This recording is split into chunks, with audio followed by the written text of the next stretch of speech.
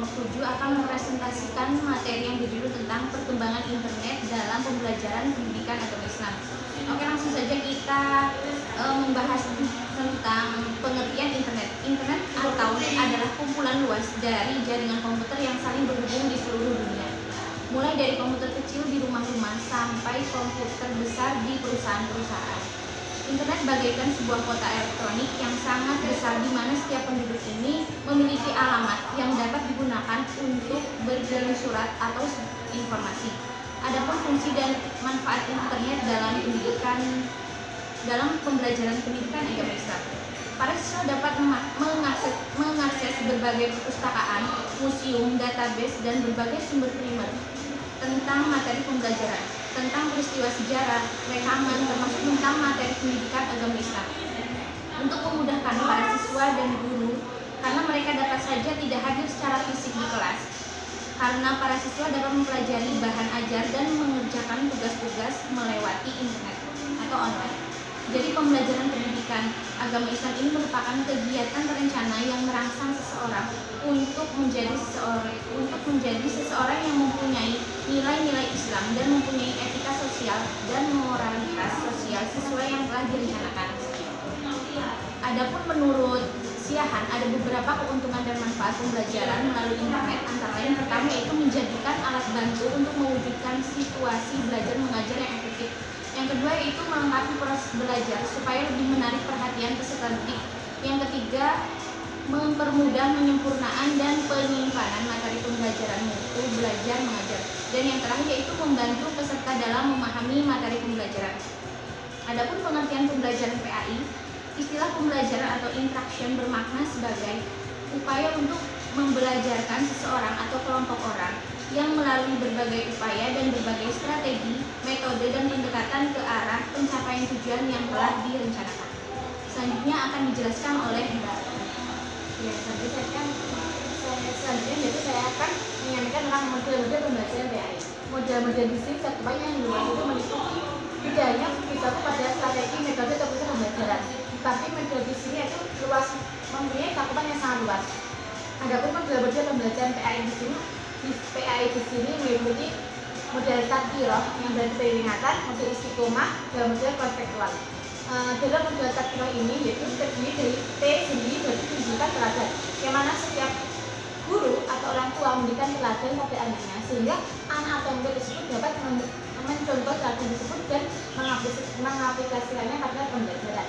Semisal halnya seorang guru memberikan teladan dengan menjaga lingkungan dengan membuang sampah ke tempatnya, sehingga murid tersebut akan mencontoh, oh guru tersebut membuang sampah ke tempatnya, sehingga saya harus melakukan hal yang sedemikian rupa yang dilakukan oleh seorang guru tersebut. Yang kedua yaitu arahan. Arahan di sini berarti memberikan bimbingan.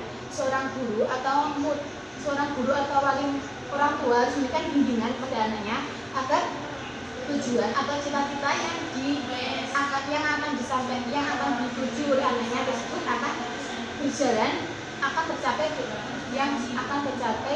dengan yang diinginkannya.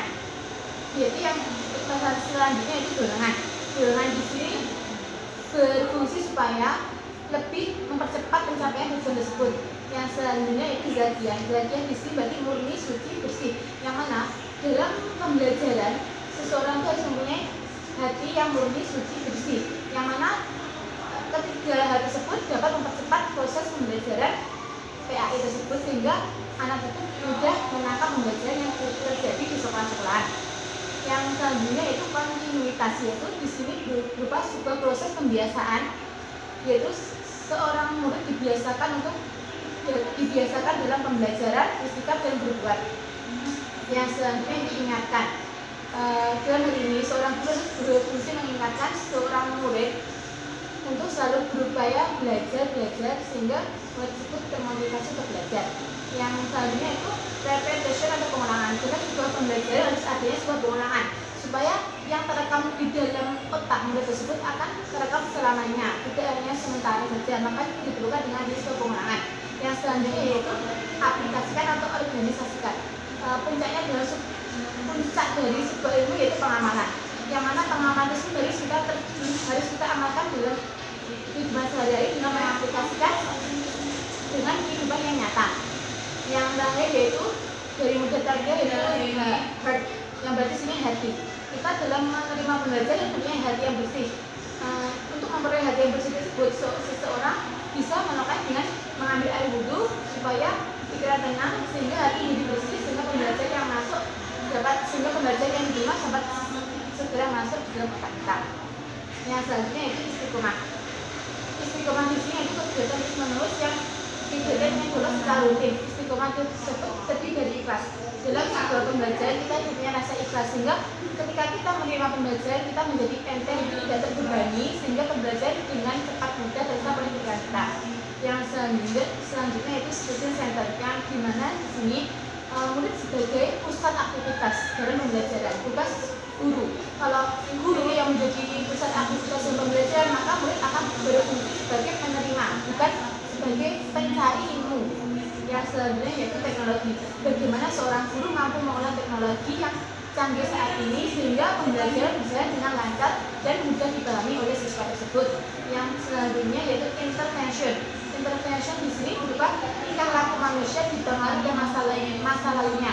Bagaimana seorang yang berhasil tersebut mungkin dulu masa lalunya mempunyai masa lalu yang kurang baik. Misal dulu mungkin pembelajaran berkaitan dengan Al-Quran hadis.